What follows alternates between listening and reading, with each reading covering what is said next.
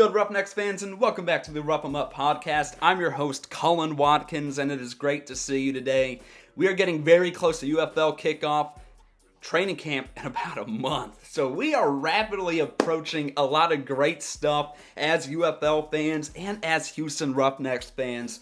Because in this podcast, in this episode today of the Rough 'em Up podcast, I'll be going over the entire running game situation, the running back room, who's in it, what it's going to look like, and what it means for the rest of the offense. Those are going to be the big three things today. I'm going to start off by going over all the big players in the running game, and then you're going to want to stay tuned because then I'll be going over what it means big picture for the Houston Roughnecks. And I know a lot of y'all are XFL fans and may not have paid attention to the USFL, so you don't really know these guys. So I'm here to explain these guys, what they bring to the team, what we can expect, all of that good stuff. So I appreciate you for joining me. Make sure you hit that subscribe button. We just reached 300 subs, so that's awesome. Like the video while you're down there. And shout out to Pro Football Newsroom, PFN, my guys over there, including the ref. I'm working with them now. It's been fantastic. I'm covering the Roughnecks, so like the Rough 'em Up podcast is now associated with the Pro Football Newsroom. They have everything you want when it comes to UFL coverage this season. So check out Pro Football Newsroom. I'll have a link to their website in the description down below. You can find my videos as well as articles, the UFL podcast, anything. They got you covered. So shout out to my guys, PFN. Now, this is interesting because normally I talk about passing. Last season, it was all about the air raid offense with AJ Smith. It's a lot different now. It's a lot different this season. Clearly, if you've been paying attention, the passing game doesn't seem to be priority when it comes to the picks that we've picked up during the draft or the dispersal draft, the ultra draft, whatever. We're getting a lot of O-line, we're getting a lot of running backs, and we're getting a lot of tight ends / fullbacks. That tells me we are going to be heavy focused on running the ball. We still have 2 quarterbacks. We haven't picked up a quarterback, and we haven't really picked up any wide receivers. In this past Ultra Draft, I don't think we got a wide receiver. I may be wrong on that, but I strongly believe I don't think we got a wide receiver in the last Ultra Draft. So that tells me that we are going to be running the ball a lot and relying on the running game to move this offense. But we're going to go from players, all the players, and then go to team overview, what it all means, whatever, you know the drill. So starting off with our first big player, and by the way, all of this is subject to change in training camp. Some of these guys may be cut, whatever, but this is what the running back room looks like right now. We can't talk about the running game with this Houston Roughnecks roster without talking about one of my favorite spring football running backs of all time, Mark Thompson, the 6'2", 245-pound beast, the offensive player of the year last year for in the USFL. He was drafted, I didn't know this, he was drafted in the 28th round of the 2022 inaugural draft of the USFL. 28th round, what a steal. I did not realize that, what a steal. So Mark Thompson, I have him down as our bell cow back. He's going to be the guy. 110% he is going to be our guy on almost every down. I'd be really surprised if not. He's coming off a career year with the Gamblers in 2023. A career year. He's a USFL all-time leader. That's all I need to hear. Technically, he was second in rushing yards to, West Hills in 2023, but it was just by a little bit. And Mark Thompson actually played less games than West Hill. So technically, yeah, Mark Thompson was the best rusher last year, and he's back. He's going to be the guy. We are going to rely heavily on him to move this offense, and there's really no better guy. It was really fun this morning when I was researching his stats last year. When you combine the USFL and XFL, and you combine them, Mark Thompson was a top 3 running back. He was a top 3 running back. It was him, Wes Hills, and Abram Smith were the top 3 running backs. And Mark Thompson, I'd put him above Wes Hills. So the fact that you're competing with Abram Smith, who had a spectacular year last year in the XFL, That's all you need to know. In 2023, he put up 653 rushing yards, 14 rushing touchdowns, which is insane, by the way. 14 rushing touchdowns, along with 90 receiving yards. Significant upgrade from 2022. In 2022, he had 463 rushing yards and 2 rushing touchdowns. So, since he's joined these spring leagues, he has progressed significantly. And now this is the big stage. And I think Mark Thompson is going to be more than ready for this big stage. I think this is going to be, we thought last year was a breakout year. This year, my expectations for Mark Thompson, once again, I think he's going to be a top 3 running back in the league. Easily top 3. I'd be really surprised if he is not a top 3 running back by the end of this UFL season. I guess only time will tell, but look for Mark Thompson on every single play. If you're in a fantasy draft format, get Mark Thompson at running back. You cannot go wrong. This guy's going to get touches. He's going to break tackles. He's going to get that extra yard and a beast in the end zone, in the red zone, I mean. Yeah, you cannot go wrong with Mark Thompson, but I don't think he's going to be getting all the snaps, because we still got more running backs on this roster that might change this a little bit. I believe he was the first pick in the ultra dispersal draft, I guess, by the Houston Roughnecks. Ezra Gray, the 5'7" speedster out of Alabama State. He played for the Memphis Showboats a little bit last year, but it was a little weird with the Showboats last year having, Kareth White and Juwan Washington, 2 running backs who almost got split carries, and then you had Ezra Gray. He was a smaller, faster guy. He wasn't going to be getting all the touches from the get-go, so I'm not really looking at last year at Memphis too much of what his career is going to be like with the Roughnecks. But boy, Ezra is fast. He is fast. I think he will definitely be used in tandem with Mark Thompson. Easily. He will easily be in there. He's, like I said, 5'7", 175. He ran a 4.3 40-yard dash in 2016, which, give or take what it is now, but still, a 4.3 is utterly insane. He's going to be used to spread that field.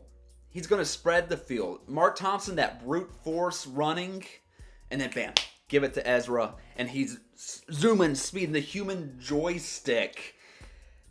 I'm really excited for this duo of Ezra and Mark Thompson. I think they're going to be great. I'm really excited for Ezra Gray. I was really actually surprised that we got a running back with our first pick in that ultra dispersal draft.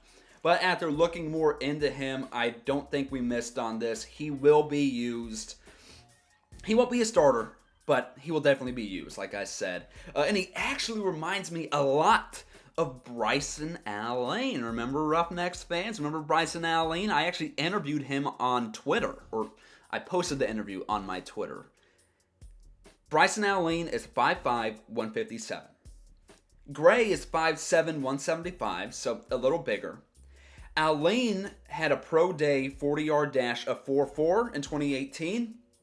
Gray in 2016 pro day 40-yard dash of 4.3. So not only is he bigger, he is faster than Bryson Allen. So that should get anybody really excited about Ezra Gray. Look out for him. He didn't really get a lot of shots. He only got 17 attempts in 2023 with the Showboats. That's going to change. That's going to change. Great pickup for the Roughnecks. Now we'll get into the other guys who they may play, they may not. It's really up in the air. We got TJ Pledger. He's the 23-year-old, 5'8", 196 pounds. He got some good touches in 2023 with the Gamblers, I believe. 197 rushing yards, 3 rushing touchdowns, 58 receiving yards. He's good. I believe he went to Utah, and he had some record-breaking games at Utah when he was in college. And really, he had 2 rushing touchdowns in the opening game last year against the Michigan Panthers. So TJ Pledger, I think he could stick around and maybe see some touches here and there. He's still young. I think the sky is the limit for the kid. He's 3 years older than me. Still really young, I guess, when it comes to football especially. But really, the sky is the limit. I want to see how he develops and how Curtis Johnson will use him in the offense this year. Then we have one of my favorites who I'm most excited for. We also picked up in the Ultra Dispersal, or I think we signed him actually. Ryan Nall, the 6'2", 239-pound fullback from Oregon State. When we signed him, I didn't really have a lot of expectations. Like, okay, fullback, whatever. First of all, he played with the Bears and the Cowboys most recently, so it's NFL talent. And he should not move this well for being 6'2", 239 pounds. I'm just going to say that. Look at his highlights. Ryan Nall, his highlights at Oregon State were amazing. Absolutely amazing to look at. And he has a very similar build to Mark Thompson, ladies and gentlemen. 6'2", 239 pounds. Thompson is 6'2", 245. Very similar build. 2016, he had 951 rushing yards with Oregon State.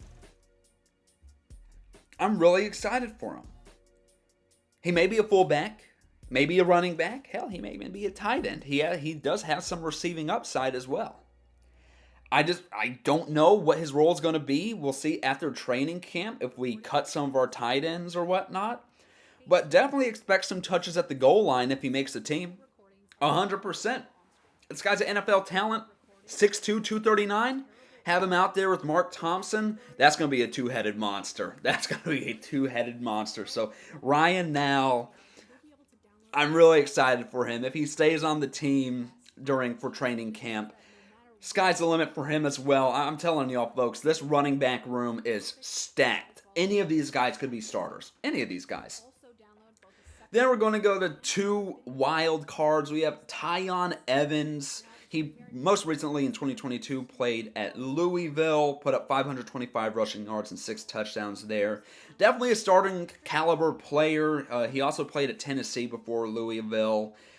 Was with the Rams. Panthers didn't stick around there, but he does have breakaway speed and a solid ability to break tackles. He's 5'11", 210 pounds. Not too short there, but really it's just a wild card with Tyon because of his lack of professional experience. If there was no Mark Thompson, maybe Tyon would get some looks, but I'm just, I don't know. I'm not sure what he's going to do with training camp, if he'll get cut, whatever. I hope he doesn't. Ideally, none of these guys I want to get cut because they're all very talented, but I'd love for him to stay on the team and develop. That's one of the underlying thing I have in my notes here. I'd love to see how he develops. He's still young and fresh out of college pretty much. And same thing with Shamari Jones. He's 6'1", 220 pounds. He's only 23 years old. He also played in Houston in 2023 with the Gamblers. Only 55 yards on 18 attempts. He was part of a good Coastal Carolina team in college, so nothing to sneeze at there. Put up 1,040 rushing yards and 13 touchdowns in 2021 with Coastal Carolina. He was with the Bengals for a little bit. But again, just like my guy Tyon Evans, he is a wild card. We don't know what his role would be. He'll be fighting it out in training camp for that spot behind Mark Thompson. Decent speed, decent strength. He's a well-rounded guy. He's a well-rounded running back. And yeah, I don't think we can go wrong with keeping any of these guys. Any of these guys can have plenty of potential to succeed in this UFL. No doubt about it. So that's the running back room as of right now. Of course, we can cut these guys, we can add guys, but just the general gist of things shows that we're ready to run the ball over any opponent that's coming our way. So that's the individual players. Real quick, what does this mean for the team in general, the offense, and just general direction and what I'm thinking of this whole situation? Like I said, the Houston Roughnecks and the UFL Houston Roughnecks in 2024 is going to be a totally different team than the 2023 Roughnecks in the XFL. Totally different. And it's clear not only in Curtis Johnson's history, but also with who we are getting. We are not getting wide receivers, and we are not getting a quarterback. That may change, but I'm just getting the idea that this is not going to change. We may be stuck with Kenji Bahar. I hope not, but we might. He might be our starter week 1. But It is showing a lot of promise. This running back room that we do have, it is very promising. But what it's going to come down to with the Houston Roughnecks in 2024 is how well we can run the ball and how well our O-line can block. I'll go out on a limb and say if our O-line cannot block, and if we have a bad O-line and our running game cannot get going, I don't have a lot of faith in our passing game at all. I'll go out and say it. I do not have a lot of faith in our passing game as of right now. It may change, but I'm leaning to that it will not change. So we've been stacking up on O-line and some big guys up front, so that is very promising. But we need the running game to work if we want to win games. We do a little bit more than an average football team. When an average football team plays football, if their running game doesn't work, you can go to the passing. If passing doesn't work, vice versa. I have a feeling with this Roughnecks roster, it's going to be a lot of running. You have Mark Thompson. Why wouldn't it be? And it's not bad that it's going to be a lot of running, but it's just going to be a different type of game than we are used to. I may be wrong, but I don't think I am. Maybe I will be. I don't know. You can come back to this video if I'm wrong and tell me, but with that being said, this is what it comes down to. I think Mark Thompson will be number one. RB number one by far. Ezra Gray, running back two, give it to him on a screen or to catch the defense off guard. Nall with some goal line looks and some receiving looks. And then Pledger, Evans, and Jones are all wild cards. Who knows on them? Who knows what they're going to end up doing? Really, we'll get answers on all of this at training camp more than likely when a lot of cuts are going to happen. But I hope you enjoyed this video. It was a short little video here, but I hope by watching this you realize just how stacked this Gamblers running game is going to be. It's going to be a big part of our offense. I cannot stress that enough. The running game is going to be a big part of the offense, folks. It is. But there's really no one else I'd rather give that responsibility to than Mark Thompson, guys like Ezra Gray, Ryan Nall. Really no other choice and no other guys we'd want there. But anyways, folks, if you enjoyed this video, make sure you hit that subscribe button and like the video down below. As schedules come out and maybe new uniforms, venues, whatever, I'll probably do some more ranking videos or ranking the Roughnecks schedule, predicting the Roughnecks schedule. I really want to do that video. So a lot of exciting stuff coming up as we get closer to the March 30th kickoff for the UFL. But folks, thank you so much for watching. And remember, go Roughnecks. I'll see y'all next time. Rough 'em up.